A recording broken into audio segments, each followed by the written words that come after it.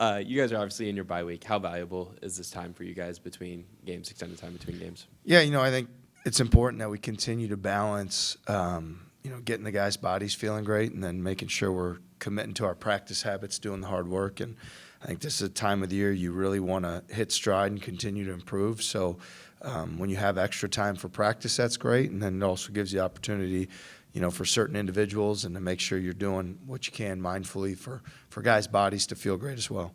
You talked about this time of the year being a time to really kind of leap forward and improve. What does improvement look like for this team the rest of the way? I mean, I'd say the number one thing that stands out for me is, we've done a great job coming out with great intent, physicality in the games, and that's because we're doing it in practice. And I'll give Taman tremendous credit for commanding the games. It's not easy to not be affected by what's going on in the game, what the score might be, and all those things. And I really believe that he's taken a tremendous leadership step for us in how he's commanding our team, leading our team. And you see it in practice. You see it carry over. I think that's so important. I think the second thing is with Nate Heisey, he's playing with tremendous confidence. He's playing with tremendous force to his game. He is somebody that I believe in at a very high level. We got to this time last season, and we elevated his minutes and opportunity, and his production continued to soar. And we believe that same thing is going to happen this year, and even more so. So I think his play, our guys get great energy watching him be the confident player he is. And it's not just making shots. It's driving closeouts, attacking the rim, getting big rebounds. So I think there's the things you can do as a team, and then there's the things that individually happen. And then, I said with Plata, a couple games ago, like his, bringing physicality to the game. So I think, Taman's command of the game and our team and his leadership as somebody who's in year 4 in this program is really standing out, and you see it. It's visible. And again, I think he's not always the most extrovert, but he's doing a great job in communicating, commanding. So I think all those things are important. Again, the same things matter, the same things, right? Defensive intent, physicality, turn people over. Offensively, share the ball, get the ball in the paint. Win the rebounding battle. Those are the margins.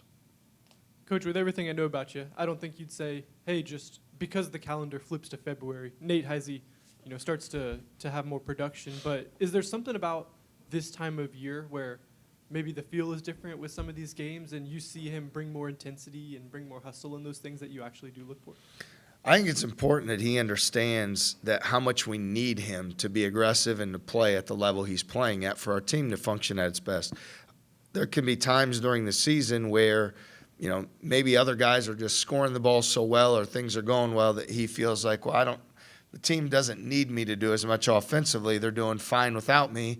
I'll focus in other areas. And that couldn't be further from the truth. And I think what he realizes in Big 12 play as you move on through the season is that the physicality is so great. The game plans of the other teams, they're going to try to take certain things away from Milan or J. Jeff or, there's things that are going on out there. And when he's super aggressive, that gives our team great confidence, and he's somebody that we know can produce. So whatever the reason is, I think it's more of a credit to Nate in understanding how much it's needed. And we need his compete. We need that fight. And when we see it, it shows up in so many areas. So, whether it's because it's the narrative that we're entering February, which, again, to your point, I don't believe in any narratives like that. I just think it's mental focus on what matters, consistency of habits that wins out. But I think Nate definitely knows right now how important he is to this team. And why wouldn't you have such a great sense of urgency if you're him? You only have so many more opportunities left in your college career, right? You've got 9 more league games and whatever is after that. So you've had a lot more yesterdays than you do tomorrow. So, man, make the most of that day. What have you seen from Baylor of late, and how is this maybe a different team than what you saw before? Yeah, they're obviously coming off a few wins. You build your confidence. You go on the road and get a win, and then, play great offensively and defensively last night. In terms of different, I just think that they have a better idea of like who they are and how they're going to win games. They're shooting the ball with really good confidence. from the three-point line. Multiple guys are doing that. So I just think they're a team with great versatility. I think they're you get a couple wins this time of the year, you start to feel good with your confidence, and they're probably as good or better than any on the offensive glass. And they were very successful with us down in Waco, getting to the old boards and converting those into points. So we have to do a great job staying out of rotation, staying in position to block out and keep them off the glass. And another question on this kind of this midweek bye. Do you get into film more just kind of on future opponents, or do you worry just about Baylor, or is it more about like what are we doing as a team? Or yeah, our mindset is more focused on us. What does a great offensive possession look like for us? What does a great defensive possession look like for us? What does sharing the basketball look like for us? What is being connected on defense? And I think as much as we respect all of our opponents, we don't look ahead for sure. We're not looking past anybody. So if we're to watch film, I think 90% of it is on this is what the Cyclones need to do. This is what it looks like. Let's do it again. I think young people learn better by seeing the example of what to do. And then at the same time, we have tremendous respect for everybody we play. And certainly Baylor has, been a dominant program in this league and on the national landscape for a long time. So we don't take anything for granted, and we're extremely intentional on the things that we need to do to be successful in this game with them. But there won't be a time ever in our program that we'll ever take opportunity to look ahead. We'll try to do everything we can to just stay in that moment. Back to Nate, I'd imagine there's a certain degree of selflessness he plays with that is a positive attribute in that he wants to get other guys going. You see him do it with Jamarian a lot. I think he drives it sometimes, and he's looking for him because he knows the spark he can provide. How do you meld that with maybe a sense of selfishness in a good way he can provide in terms of his own attack that you were talking about? Yeah, I love Nate Heisey. I love him. I love the relationship that we have. I love how he plays. I love what he's about as a person. I love Nate Heisey. Nate Heisey is going to consistently hear from me, score the ball, make the aggressive play, score the ball, make the aggressive play. That mindset, when it takes over for him, he elevates us to such a higher level. And so, like I said, whether it's the calendar turn to February, whether it's this turn to that, from me, he's going to hear the same thing. And so when you say, what did you say to him in the game? I'm going to say, Nate, score the ball. And you're going to say, what did you say to him here? Nate, be aggressive. Attack the closeout. It's not going to change because we need it. It's important. We have to have it. I want him to feel far more like that's the oxygen our team needs to breathe than it's an extra benefit. It's something we have to have. It's necessary. It has to show up every possession. So I love him. He's like I said, I love everything about Nate. Nate needs to continue to step up.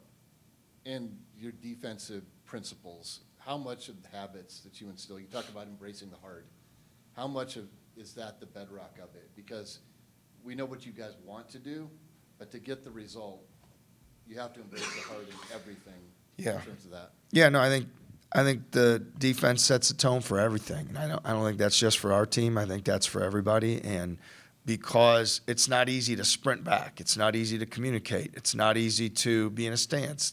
It's not easy to, disrupt the other team's plays. Everything takes tremendous effort, mental focus, and connectedness. But then that same skill set turns over for you offensively or on the glass. And so then in all three phases of the game, things tend to go well. So, certainly when we came in, if you look back at the start, it was far more about let's just play really hard. Let's put all this focus on defense. And as we move forward, that has also allowed our offense to get better, as well as better players, more skill, all that stuff.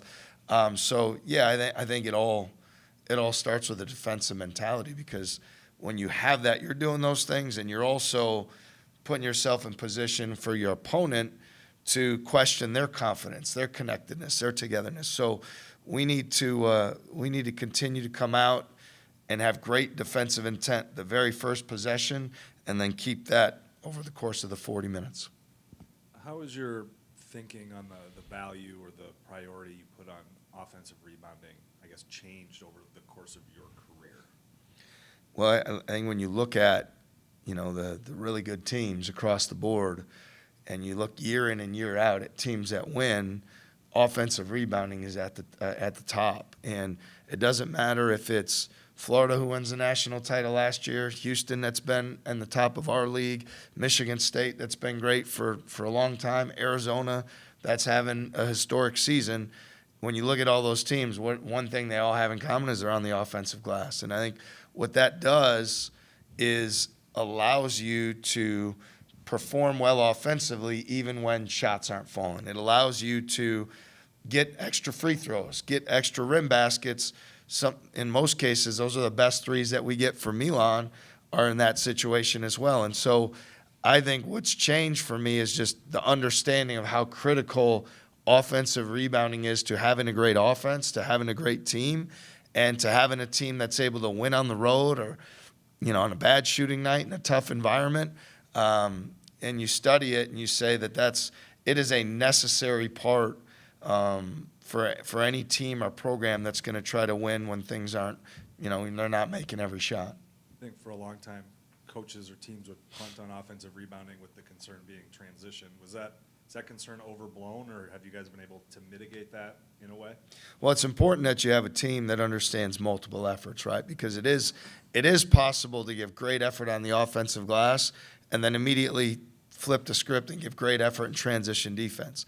And so I think if you're doing one or the other, you're compromising somewhere, and then you're not going to be the best of what you can be. And so that has been the number one highlighted aspect of the game that we've been preaching since we started is if we want to have a great team and we want to continue to get better and we want to perform at our best and we want to have certain things that might be able to happen for us, then you have to be great in transition defense and great on the offensive glass. And so I don't know how everybody looks at it. I just know that, we have the capability of being great on the offensive glass and in transition defense, and that's something that we need to give tremendous focus, effort, and honor that every single possession because every second chance opportunity is pivotal, and every time you can get your defense set, it's extremely important as well.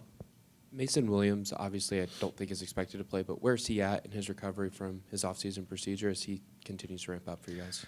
Yeah, he returned to practice probably 5 weeks ago, and he's been out there every single day. And I think what's great is he's seeing the level of physicality in our practices that you see in Big 12 games, and he's being able to compete against elite guards, guys that are proven winners over time, and I think that only makes you better. So, we have no intention on him playing this year. That was never the plan. It was for him to redshirt and utilize the year to get healthy. But now that he's out there, he reaps the added benefit of being able to compete in a practice environment every day where he can get better and his development's important. With follow up on Mason, but on Xavier, I noticed him on the injury report a lot. Is like a medical in the cards for him, or what's the status there? Yeah, I mean, I think first and foremost for each guy, right? You want to do what's in their best interest of health and well-being, and he's had some injuries, again, not going into depth, that have created challenges for him to be able to be out there. So, again, I'm not in the business of trying to be a fortune teller on what may or may not be, but it appears at this point that it doesn't look like he's going to be able to play in the games, and whatever that means, it means, and we'll take it as it comes. What are the biggest ways you've seen Taman's playmaking and pure point guard skills evolve the most since he was previously your full-time point 2 years ago? So what was he his first year? Well, he was also a full-time point. I mean, last year. His evolution as point guard. Okay, so his evolution as a point guard. I think that in your first year, come in as a freshman, and you're just trying almost to play to not turn it over, or play to get us into offense. And then I think he took the step his sophomore year and said, these are the things I need to do. I need to attack and pick and roll. I need to make these plays, make these shots, and there's an evolution there. And then I think as you continue to forge forward. Obviously, last year he had so many injuries going on. Not probably fair to gauge what happened, and just because he wasn't the best version of himself at any point last year. But when you look at right now what he's doing, he understands possessions. He understands time and score. He understands who needs to get the ball. I keep saying, like, he commands the whole game, right, which is on both sides, offensively and defensively. The best version of ourselves usually is with Taman Lipsey starting the game, getting a steal, a deflection, a hustle play, chasing down a rebound or a loose ball. And I continue to challenge him on, we need more Taman plays. You know, in our program, those are called Taman plays. Elite extra effort to get a deflection, get a steal, get a rebound, get us an extra possession. And that's such a big part of commanding a game as well. But for him as a point guard, he sees everything 2 steps ahead. The game is slowed down for him.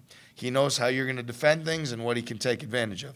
He knows where the necessary risk is and where to stay away from.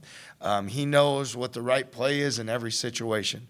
He is extremely cerebral, an elite competitor, a tremendous winner, and all of those things go into his reads, decision-making, playmaking, shot-making. So, again, I said at the start of this, I think the biggest reason, you know, on the court that we've taken this different route is because he's setting the tone and commanding the game and continuing to command it regardless of what's going on, what the score is, what the other team's doing. He just out there saying, I'm in control of this game on both sides of the court. And I think that is really hard for anybody to quantify because there's so many amazing things that he's doing every single possession to command the team, command the game, and his communication is so important. I mean, if there's one thing that I've challenged him the most and I'm the most proud of is when he's vocal in a huddle, when he's vocal on the court, when he's vocal with a teammate, when he's explaining something to somebody, when we hear his voice, we all get tremendous confidence. So all those things go into his ability to command our team and command the game. And I think that's what makes him such an elite point guard. Even more than his playmaking, decision-making, passing, it's commanding a group of people and bringing them all together and elevating them as one. And that's where his command has been so great on both sides. Does it further add to the legend of Taman Lipsey that, you know, he was able to endure all the injuries that he had last year and play off ball, but then come back this year, be the lead point guard, and have the type of season he's having? Yeah, I mean, it would be hard to say how important he is to this team and this program and what he's done day in and day out over 4 years. So, yeah, I mean, do we appreciate and understand and recognize what he did last year with, you know, a ton of adversity from injuries? Absolutely. And he's an elite competitor, and I think that, you know, as you evaluate, you know, what he's accomplished, you have to give him even more credibility and more respect for being a guy that said, I knew my team needed me out there, and so I put some of my personal things to the side to be there for my teammates, to be on the court, to be present, to be in that fight. So, I mean, Taman Lipsey is you know, one of the greatest winners I've ever observed, watched, coached, been around, and studied, learned from. And he has done so much for me, for our team, for our program. So, I mean, again, I can't say enough amazing things about what I feel and think about Taman Lipsey and what he's done for all of us. Last question. I know Taman's extra pass ability and what you mentioned with Jefferson bringing back the initiative to move the ball. How have you seen the extra pass become contagious with the entire team? Yeah, no, I think it's largely, you know, Lipsey and Jefferson's ability to understand and command that, like, the other team's going to have a scouting report or a game plan or a way that they want to do things. And the more that we share the ball, play for each other later in possessions, the more those things are harder to execute. Now what happens is you have a more natural advantage. You play to that advantage. You read the defense. You move the basketball. They certainly both take so much pride in getting an assist that that is certainly contagious. And so that has a huge effect on our team. And so I think it's the passing. Yes, it's the sharing the ball. Yes, it's getting a great shot for our team. I think more than anything for our team, when multiple actions are happening, we have a screen over here, there's a ball screen and a flare screen. There's a two things happening, the ball's moving side to side. That's where our offense is at our best. I mean, for us, yes, we want to score off our defense and generate turnovers and go in transition. And we also recognize the other team's trying really hard not to turn it over, and they're trying to get their defense set. So where we've gotten to a place, and we certainly can't take for granted, is how we share it, how we play for each other, and how we move it. And absolutely, that's Taman and Joshua's leadership and them stepping up, because that wasn't happening when we were having adversity, not just the games we lost, but even a couple of games prior to that. The ball movement wasn't quite as great, and we've completely shifted that by the work we've done in practice and had a contagious, effect on everybody.